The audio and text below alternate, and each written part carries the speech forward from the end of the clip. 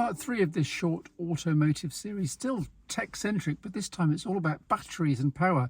Lithium-ion batteries are in our phones and tablets, and this Toyota Yaris Cross also has a lithium-ion battery.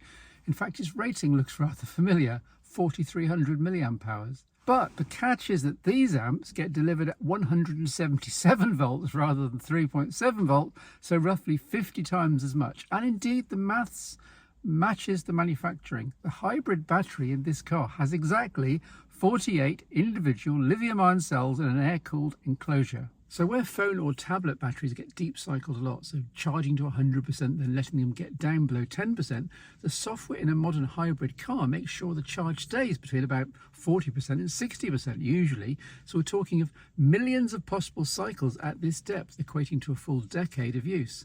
Contrast this to phones and tablets, whose batteries are essentially shot after 3 years, or even fully electric cars, which by definition have to charge near 100% and then get down near empty, because that's the only power they have for propulsion, so they last 3, 4, 5, 6 years.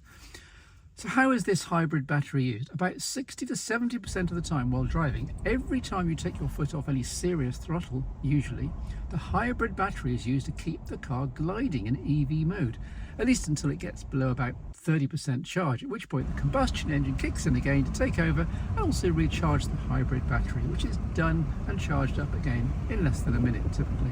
Plus, whenever you brake, your momentum is converted into charge, and this also helps top up the hybrid battery, so there's little energy wastage in having to slow down in traffic, for example. So, hypermiling, what is it? Well, it's slightly artificial, and you can do it in any car. It's the art of being as gentle on the throttle and brakes as humanly possible to gamify fuel economy, as reported by a modern car's computers. And I've been hypermiling quite a bit to see what this Toyota hybrid battery setup can do.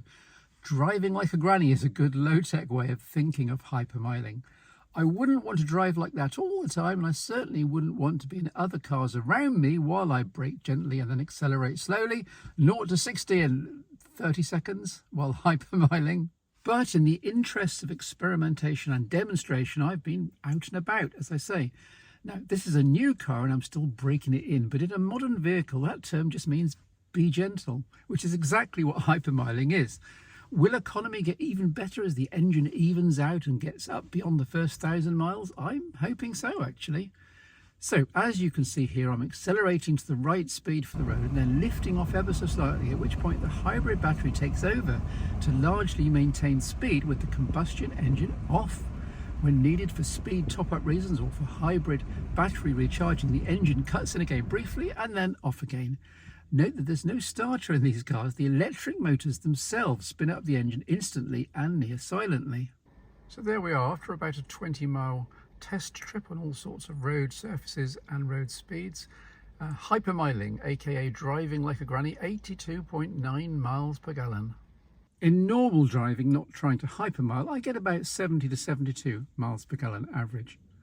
This being my traditionally phone-centric channel, that figure of 48 cells does mean that you can think of the hybrid battery looking like 48 phone batteries next to each other. But there are, of course, lots of sensors, safety circuits and cooling routes, all needed for the heavy use the cells will experience within that middle discharge range.